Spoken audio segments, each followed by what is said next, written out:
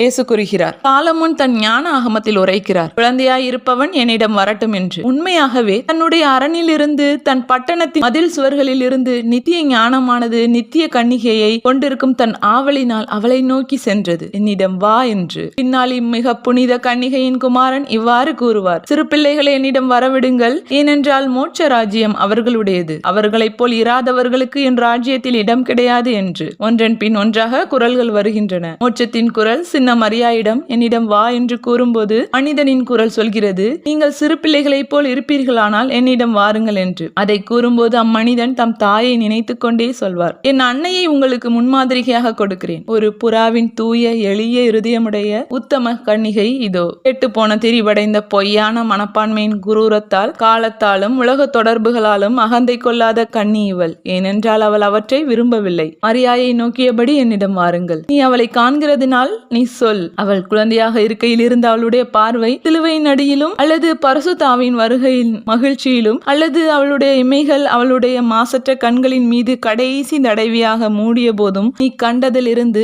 அதிக வித்தியாசமாக இருந்ததா? இல்லையே. இதோ இங்கே ஒரு சிசுவினுடைய நிச்சயமற்ற ஆச்சரியம் அடைகிற பார்வை, இதற்கு பின் மங்கள வார்த்தை சமயத்தில் வியக்கும் அடக்கமுள்ள பார்வை, அதன் பின் பெத்லகேமில் தாயின் மகிழ்ச்சி பார்வை, அதற்கு பின் என்னுடைய முதல் உன்னத சீடனின் ஆராதிக்கும் பார்வை, பின்னர் கொல்கத்தாவில் வதைக்கப்பட்ட தாயின் வேதனை பார்வை, அதன் பின் உயிர்ப்பிலும் பெந்தேகோஸ்தே நாளிலும் பிரகாசிக்கிற பார்வை, அதற்கு பின் பரவசமான துயிலின் இறுதி காட்சியில் மறைக்கப்பட்ட பார்வை. ஆனால் அவ்விழிகள் முதல் பார்வைக்கு திறந்த போதும் அல்லது கடைசி ஒளியில் களைப்பால் மூடிய போதும், எத்தனையோ மகிழ்ச்சிகளையும் கொடூரங்களையும் கண்ட பிறகும் அவை தெளிந்த தூய்மையுள்ள அமைதியான வானம் போலவே எப்போதும் அவளின் வெற்றியின் கீழ் பிரகாசிக்கின்றன. கோபமோ பொய்மையோ அகங்காரமோ இச்சையோ பகையோ வினோத பிரியமோ தங்கள் புகை மேகங்களால் அவ்விழிகளை ஒருபோதும் மாசுபடுத்தியதில்லை. அழுதாலும் சிரித்தாலும் ஆண்டவர் மேல் அன்போடு நோக்கியிருப்பவை கண்கள் தான். கடவுளுக்காக அன்பு பாராட்டுவதும் மன்னிப்பதும் எல்லாவற்றையும் தாங்கிக் கொள்வதும் கண்கள் தான். கடவுள் மீதுள்ள அன்பினால் பசாசின் தாக்குதல்களால் வெல்லப்படாதவையும் கண்கள் தான். சாத்தான் இதயத்துக்குள் செல்வதற்கு கண்களை மிக அடிக்கடி பயன்படுத்துகிறான். தூய்மை உடையவர்களும் அச்சிஷ்டவர்களும் கடவுளை நேசிக்கிறவர்களும் பரிசுத்தமான ஓய்வான ஆசிர்வதிக்கிற கண்களை கொண்டிருக்கிறார்கள். கண் சரீரத்தின் விளக்காயிருக்கிறது.